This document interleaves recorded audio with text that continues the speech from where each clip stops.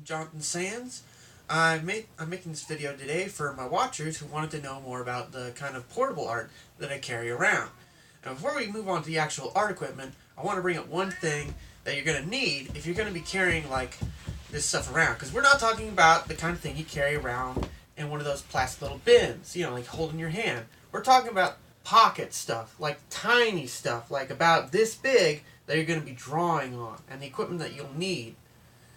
And the first thing you're going to need is cargo pants, because you do not want to store art equipment in these pockets. You're still pointing down? No, I put it back. You don't up. want to store them in these pockets either, because that'll destroy them too. These are not real reliable pockets for when you bend down or bump into stuff. The best way to get to protect your equipment is to just get some cargo pants, because they have nice big pockets with plenty of room, and they'll make carrying around very fine. You won't feel much discomfort at all, or hardly any. And while I'm at it, I'm going to say this: skip you jeans, you overhyped piece of denim. I got pockets, because I really love these things. Anyway, now we're going to finally move. Now I'm going to bring up a few things that we are not going to cover. Certain materials we're not going to cover because they really aren't the best for this sort of thing. The first thing is charcoal and chalk, because simply put, they're just too fragile for you to carry around in your pockets without them really breaking or getting damaged. Another thing to bring up is crayons. Crayons, while they aren't a problem carrying around, you could buy like a 12-pack of crayons or a 24-pack anywhere. But crayons are not ideal for small drawings like this. They're too bulky and they're kind of too messy. Now we're going to finally move on to the actual products that I've used and the ones I would recommend to you. Alright, so let's move the camera up. We're going to cover each one. I'm going to show you in detail how big they are and how much I like them. First, we're going to cover the actual materials used to draw these things. And the first thing is pens. Now this is the True Utility Steel Chain Pen.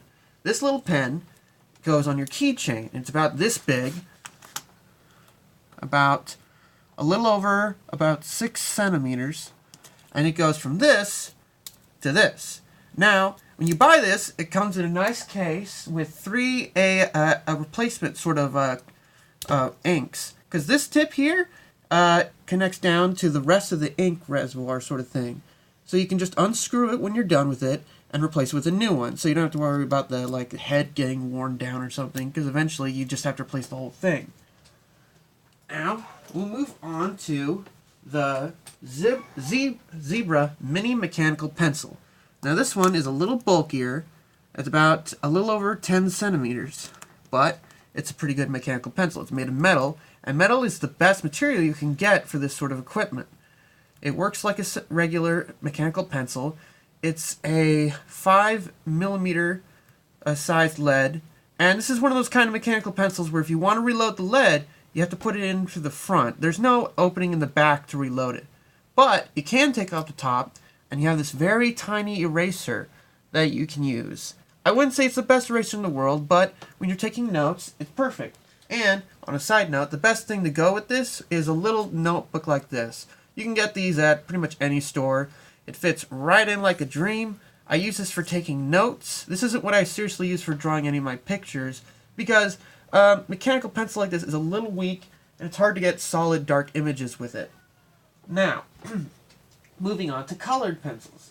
Now here's something you could get like at a party store or something. It's about 5 colors or 6 colors. There used to be a black one in here, but funny thing is, this was a gift that was given to me, but the black one, the black pencil for some reason, was completely hollowed out. Like it had no color lead in it. So I just threw that out. But the one I actually use, is this. It's a Tombow colored pencil box. It comes with 12 pencils. It's made of metal, so it guarantees it protects those pencils. And since they're mini pencils, you could just replace them with any of the pencils you have that are growing short, or you could just buy a box of those mini Crayola pencils or something. I mean, it's not like you need the Tombow colored pencils to do your drawings, but, or on a side note, the best, if you're going to carry around this kind of colored pencils and stuff like that, you need a pencil sharpener. Now, I would honestly wish that there is something like this that was made of metal, so it would be sturdier, But as a portable pencil sharpener, it's still pretty good. It's pretty solid. It's pretty easy to use. Top on here, bottom down here, and you have to open the middle to get the shavings out. I would still suggest you be a little careful with this because these plastic pencil sharpeners can break.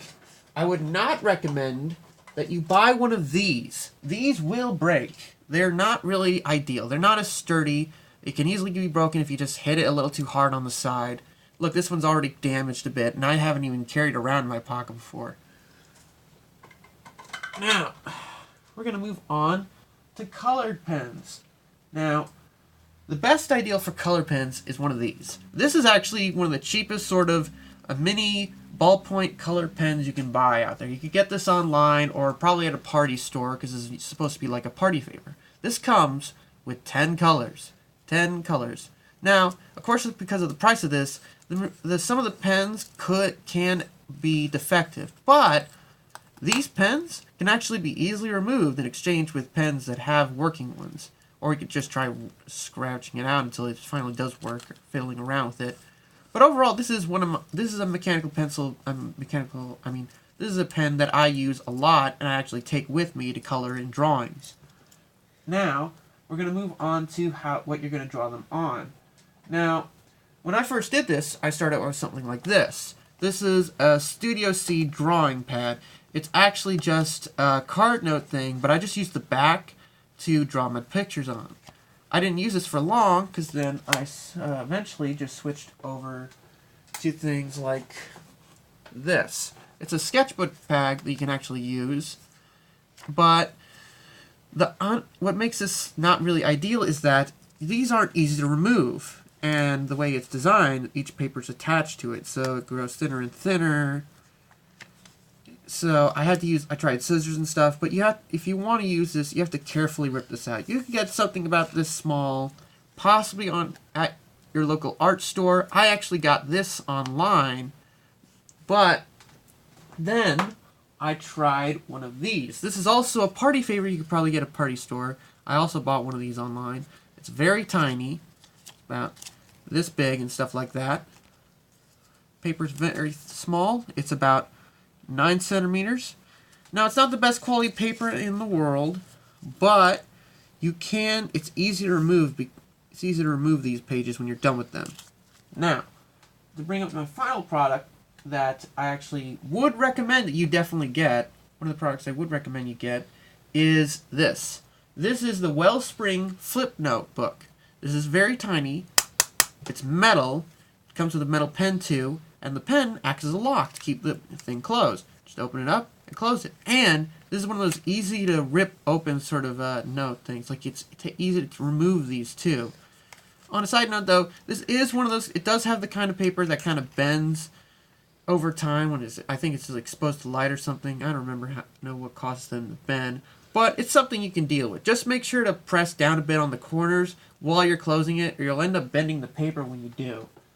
One other thing I forgot to cover is the Centos. I don't know if you've heard of Centos. The Centos colored mini pens. I actually really like these pens, and I sort of like the brand itself because they have some pretty decent products. They're very tiny.